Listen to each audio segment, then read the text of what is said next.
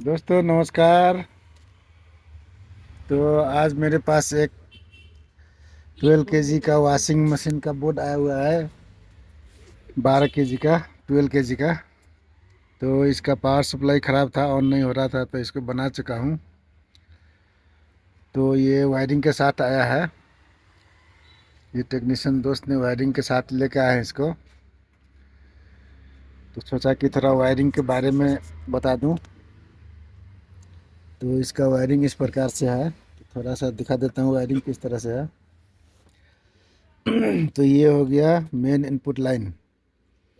जब आप set stand by में रखते हैं तो इसमें मेन एसी इनपुट आता रहता है।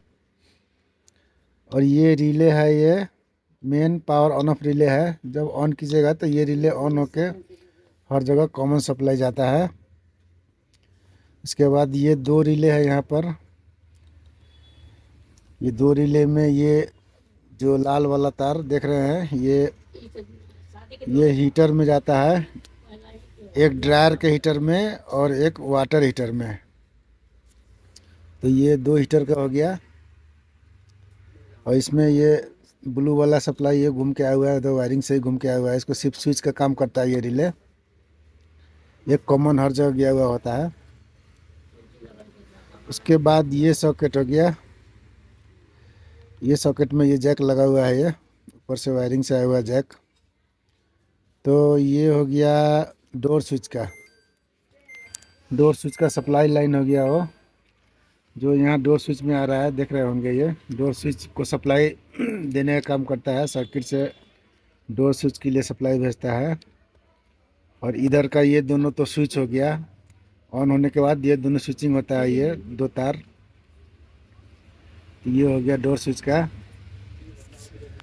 और फिर वही ब्राउन वायर ही एक इस बोर्ड में भी यहाँ से भी आया हुआ है। ये भी यहाँ पर डोर स्विच के लाइन में ही शॉर्टिंग किया हुआ है यहाँ पर। वो भी डोर स्विच का ही है, पैरेलल इसमें किया हुआ है। डोर स्विच से घूम के आने वाला सप्लाई है ये। उसके बाद बता दे रहा हूँ, ये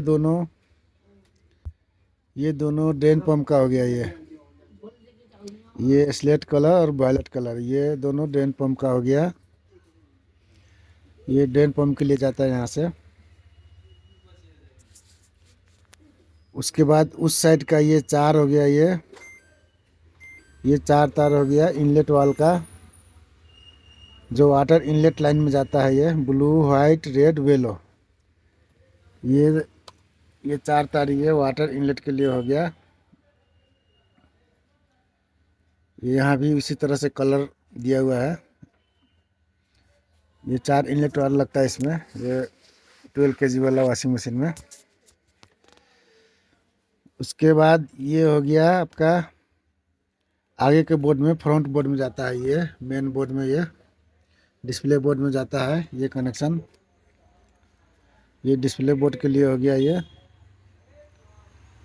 और यहीं से फिर ये इधर तीन तार, उधर से लास्ट तीन तार मोटर ड्राइव के लिए। यहाँ मोटर वाला बोर्ड में वो मोटर ड्राइव सिग्नल है, वो हो गया। उसके बाद इसके नीचे एक सॉकेट है, ये जैक लगा हुआ है सॉकेट में। तो ये हो गया आपका सॉफ्टवेयर के लिए एक खाली पोर्ट छोड़ा हुआ होता है, डिवाइस कनेक्ट करने के लिए, सॉफ्टवेयर डिवाइस के लिए, जो यहाँ पर है इनलेट वाल के साथ में। यहाँ पर खाली छोड़ा हुआ रहता है, ये हो गया। और उसके बाद दिखा देता हूँ, ये हो गया प्रेशर सेंसर और हीटिंग सेंसर के लिए। इसमें से ये एक कॉमन है, ये जो प्रेशर सेंसर में भी जाता है और हीटिंग सेंसर में भी जाता है। ये हीटिंग सेंसर और प्रेशर सेंसर के लिए कॉमन लाइन है ये सबसे राइट वाला ये लाइन।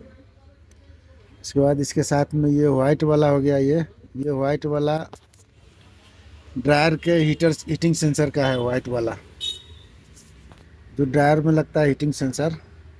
अभी मैं ये रेजिस्टेंस लगा के काम चला रहा हूँ यहाँ पर। इसमें हीटिंग सेंसर लगता है ड्रायर के लिए। और ये ड्रायर का हीटर हो गया ये। और उसके बाद ये वेलो वाला हो गया, वेलो वाला ड्रम हीटिंग सेंसर, जो पानी गर्म करने का काम करता है उसमें भी एक सेंसर लगा होता है। तो वो लाइन यहाँ हो गया, येलो कलर यहाँ आ रहा है। और ये ड्रम हीटर का लाइन हो गया ये। उसके बाद इधर का ये दोनों हो गया प्रेशर सेंसर। ये 2 लाइन प्रेशर सेंसर में जा रहा है, जो देख रहे होंगे यहाँ पर, एक लेफ्ट में और एक राइट में। जैसा कि हमने बोला था कि एक कॉमन ही होता है, वो ऑरेंज वाला कॉमन है जो हीटिंग सेंसर में भी जाता है और प्रेशर सेंसर में जाता है। यहीं से निकाल के हीटिंग सेंसर में गया हुआ है। तो ये हो गया प्रेशर सेंसर और हीटिंग सेंसर का लाइन हो गया वो। उसके बाद ये हो गया, ये ड्रायर का जो फैन होता है गर्म हवा फेंकने के लिए, जो ड्रायर में फैन लगा होता है उसका सप्लाई हो गया ये। यहाँ से ड्रायर के फैन के लिए निकलता है ये। इसमें ये डीसी मोटर लगा होता है इसमें। और ये कंट्रोलर बोर्ड है उसका ड्रायर के फैन के लिए। उसके बाद आगे हो गया मोटर ड्राइव बोर्ड।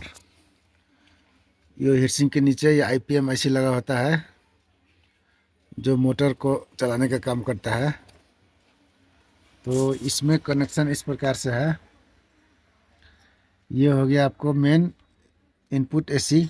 एक पावर सप्लाई यहाँ भी होता है, इसलिए इसमें मेन और इसके मोटर के लिए सप्लाई भी चाहिए, तो उसके लिए मेन एसी इनपुट ये हो गया सबसे लेफ्ट, ये राइट वाला। उसके बाद ये 3 है यूवीडब्ल्यू जो मोटर में जा रहा है, यूवीडब्ल्यू लाइन। तो यहाँ दिखा दे रहा हूँ, वो यूवीडब्ल्यू ये मोटर के लिए ये हो गया ये।